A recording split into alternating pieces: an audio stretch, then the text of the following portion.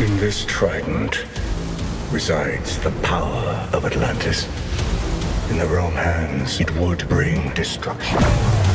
But in the hands of the true heir, it would unite above and below. The time has come for Atlantis to rise again. We must stop him. And how do you propose we do that? By retrieving this. I already got one of those. Not like this one, you don't. The war is coming to the surface, whether you like it or not. So Patrick, there's a certain cool factor to playing the villain in a superhero movie like this. And I'm curious about your conversations with James in terms of, you know, how far over the top do we take them? Do we chew the scenery or do we rein it in? You know, that kind of thing. You seen my outfits? Yeah, oh yeah. Those are a little over the top. We chew it.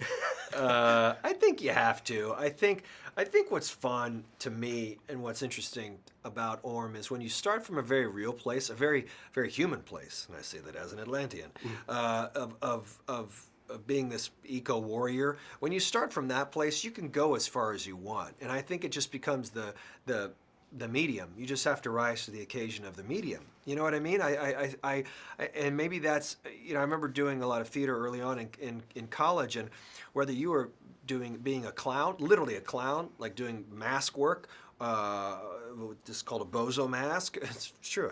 I haven't talked about this all day, guys. A bozo mask, or whether you're doing Greek tragedy, you have to make those emotions real for that medium. So so by the time you get to Oceanmaster and you are filling that costume, it is very real to him. And so you hope the audience is still with you by that point, but there is no end to the amount of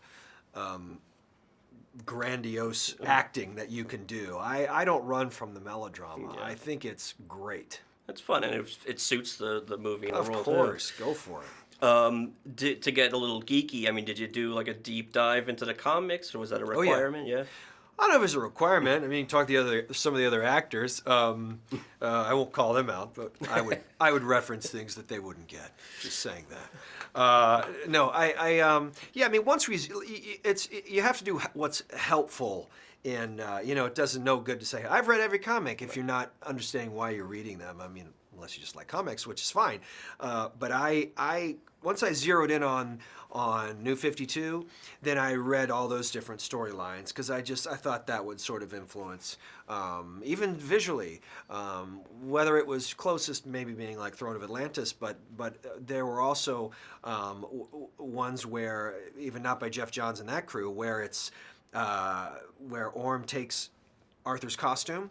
And that was part of the visual for me. It sort of backed up my theory of wanting Orm to just give a little nod to the classic Aquaman and you know, make him blonde, make him different, because he couldn't be the same as he was in the comic. He just couldn't. It would look foolish to have a real dark and brooding Orm next to Jason Momoa. There's just two, you know, dark people. It just would look silly.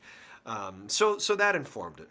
And you know, I assume there's plenty of green screen, blue screen work in this, and you have the theater background. Does that kind of help in those situations? 100%. I remember early on when the Star Wars prequels came out, and I would watch these interviews and these behind the scenes stuff, and they were just in like green screen. I kept thinking, oh my God, that must be so terrible to shoot.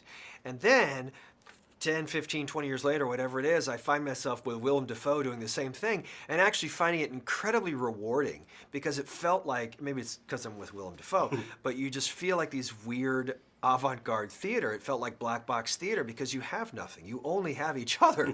And it made you concentrate on the scene. And if the scene didn't work, you saw it because it didn't feel right because it's just two actors, you know. So that actually really zeroed it in on what story do we need to tell. So we loved it. I mean, once you get past the numbness of the harness, it was really, really fun.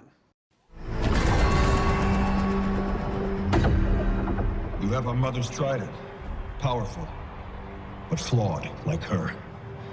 I wield my father's. And it has never known defeat.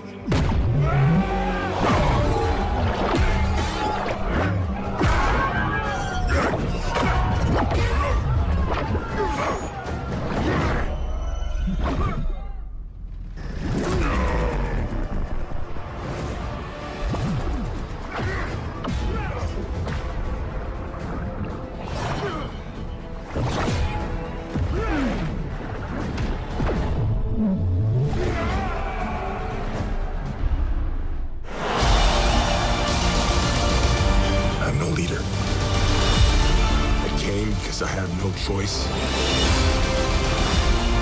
I came to save my home and the people that I love. You think you're unworthy to lead because you're of two different worlds. But that is exactly why you are worthy. That was awesome.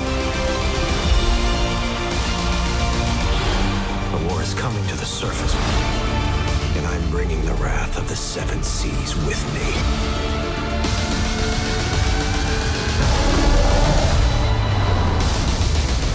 We're here. What are you doing? Wait. You should have a parachute. Redheads! You gotta love them.